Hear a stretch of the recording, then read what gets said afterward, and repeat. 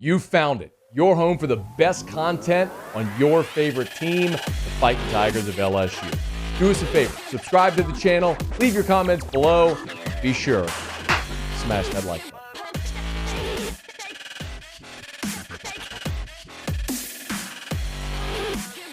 If you missed it, Ross Dellinger and SI reported over the weekend that it looks like, as the SEC is preparing to potentially move to a 9-game conference schedule with 3 permanent opponents and 6 rotating, that Alabama's 3 permanent opponents, and this is what got a lot of attention because of Nick Saban's comments on it, that Alabama's 3 permanent opponents would be, as expected, Auburn, Tennessee, and LSU. Auburn and Tennessee were expected. LSU was not expected because of kind of how we've talked about this a little bit with respect to how the league was going to match teams. The top teams in the top half of the league were going to play 2 games against each other and then 1 against the bottom half of the league. And then you'd reverse that for the teams in the bottom half of the league, 2 against each other and 1 against the top, which would make it more equitable. So Nick Saban was a little miffed whenever he said, whenever he learned that the 3 teams he was going to get. Brian Kelly spoke to ESPN on the record and said, I'll read you the quote from Brian Kelly. He said, I've been in this for 3 decades, and no disrespect to any of the other schools that we play outside of the SEC, but they just don't excite me. I want to play the best. I came here to the SEC because I wanted to play against Alabama. I want to play A&M. I want to play Auburn, the great teams. And in our new scheduling, we get to play Alabama every year, Ole Miss every year, and A&M. And that's really why I came down here. I want to play those games, and I think playing 9 SEC games is great for your schedule, and it prepares you for the opportunity to play for a championship, but also play for the national championship, end quote. So that was Brian Kelly. Nick Saban, again, questioned the fairness of having to play Tennessee, Auburn, and LSU every year. A couple of things. First of all, I'm genuinely surprised.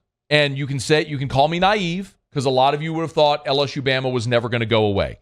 And I'm here to tell you, I knocked on a lot of doors last year at SEC Media Days. And the general feel for how the schedule was going to break down was how I described it. And that would have meant Alabama would have drawn Auburn, Tennessee, and the lesser team in the league. As it appears what the league has done is they've determined based on the last decade, Tennessee is a bottom half of the SEC team because they had a lot of bad years.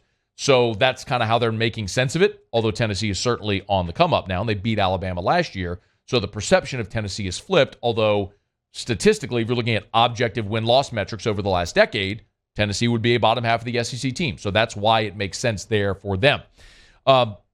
What my feeling, talking to a lot of people on and off the record last summer was, and I shared this with you on air, it wasn't plucked from the air, was that LSU was going to draw A&M and the Mississippi schools. Well, as it turns out, they've got A&M, Ole Miss, and Alabama. So no Mississippi State, instead you get Alabama. So I'm genuinely surprised. Not necessarily at who LSU got. I'm genuinely surprised that the league is going to saddle Alabama with Auburn, Tennessee, and LSU. That is a heavy load to lift. I'm not saying Alabama can't handle it. I just never thought that the league would saddle Bama with those 3 teams because you would give Alabama some credit, some benefit of the doubt, some scheduling leniency. And that's sort of been the perception, right? For a lot of people for a lot of years. Clearly not, if this is how this all plays out. And as annoyed as LSU fans were for years for getting Florida, Bama now draws the short straw. I get a lot of LSU fans love the Florida rivalry, and that is something that has built organically. But when the league went to the current model, the fact that LSU got stuck with Florida, it wasn't about playing Florida. It was that it was the toughest draw in the league. And you could say Auburn, Georgia, but Georgia only of late has become an elite power, and Auburn and Georgia wanted to play each other because of their rivalry. LSU and Florida kind of got stuck together by default, whereas Ole Miss gets Vandy, and Mississippi State got Kentucky, and a lot of other teams got layups on their schedule, while LSU had to go draw up Florida. And when Spurrier was there, it was a brutal matchup, and then Urban Meyer was there and provided a lot of great games and great moments. Don't misunderstand, but to have to play that every year, it's more about just, are you seeing a fair, equitable schedule across the entire league? And that was the problem.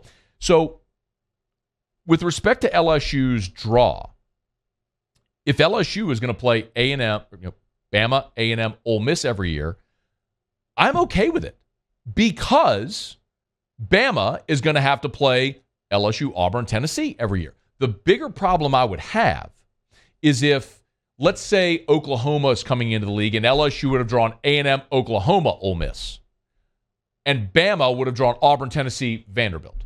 Hypothetically, I would have had a major problem with that because I'm not saying, look, I would love it if LSU got Vanderbilt, Kentucky, and South Carolina. I'd love it. Great. Just book your room in Atlanta every year because you got 3 layups in the SEC. But I also understand that's not practical. As long as LSU's path to Atlanta is equal to Alabama's path to Atlanta, I'm okay with it. As long as everyone has to play a balanced schedule, I'm good. And I get 9 games. There's going to be alternating years where in some years you have 5 home games, 4 road games. In other years, you're going to have 5 road games, 4 home games.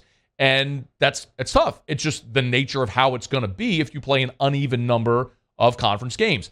All I want to do is at the end of the year, or at the beginning of the year, really the end of the year, look at the schedule and say, yep, everyone basically had the same path to get to Atlanta to play for the SEC championship and make the college football playoff. The other part of it is the second thing that I just mentioned.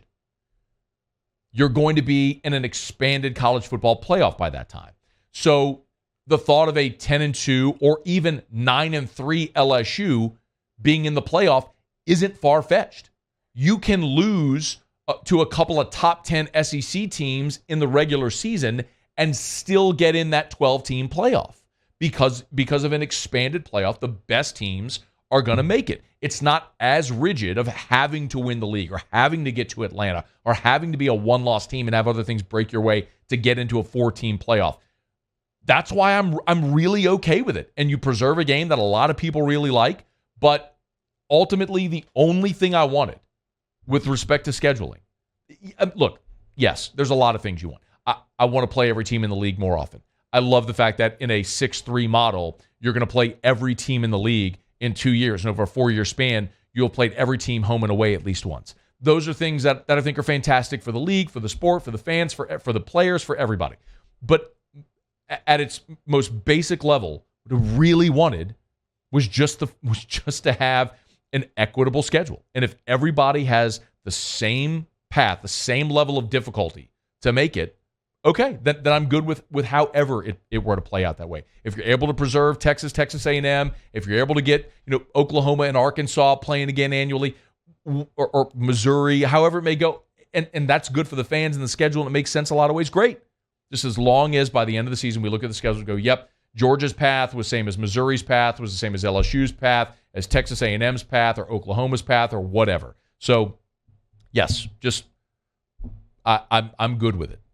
I would have been today screaming my head off if hypothetically Bama had drawn LSU, Auburn, Vanderbilt, and LSU had drawn Bama, A&M, Ole Miss. That, in the end of the day, would not be something that would make a lot of sense or a lot of fairness over the course of a season or a number of seasons. Hey, thanks so much for watching. Please leave your comments. I love to interact, and be sure to hit the red subscribe button below.